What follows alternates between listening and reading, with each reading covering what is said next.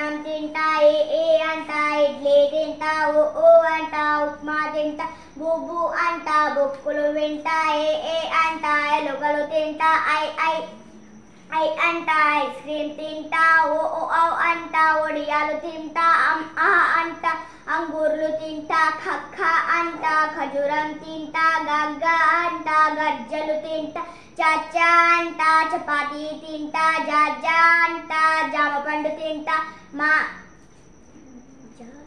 తట్ట అంట టమాటాలు తింటా, డడ్డా అంట డబల్ రొట్టె తింటా,